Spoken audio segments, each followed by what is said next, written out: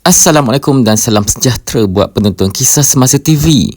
Elang murid berkeperluan pendidikan khas EMBPK. Berdasarkan Belanjawan 2026 dan garis panduan terbaru daripada Kementerian Pendidikan Malaysia KPM, berikut adalah maklumat mengenai elang murid berkeperluan pendidikan khas EMBPK untuk tahun 2026.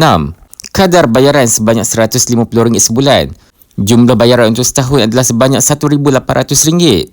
Biasanya dibayar 2 kali setahun, terus ke akaun murid atau melalui pihak sekolah. Syarat kelayakan utama, murid mestilah memenuhi kriteria berikut. Warga negara Malaysia, mempunyai kad OKU yang sah daripada Jabatan Kebajikan Masyarakat JKM, bersekolah di sekolah kerajaan atau sekolah bantuan kerajaan dari peringkat prasekolah sehingga tingkatan 6. Murid tidak boleh menerima allowance atau bantuan kewangan yang serupa daripada agensi kerajaan lain pada masa yang sama.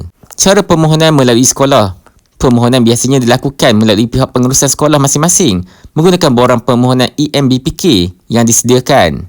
Data murid perlu dikemaskini dalam sistem aplikasi pakalan data murid APDM oleh pihak sekolah untuk proses pengesahan. Ibu bapa perlu menyediakan salinan kad OKU murid, sijil kelahiran dan dokumen pendapatan jika diperlukan untuk tujuan rekod sekolah. Untuk maklumat lanjut dan borang rasmi, anda boleh melayari portal Ihsan Madani atau laman web rasmi Kementerian Pendidikan Malaysia.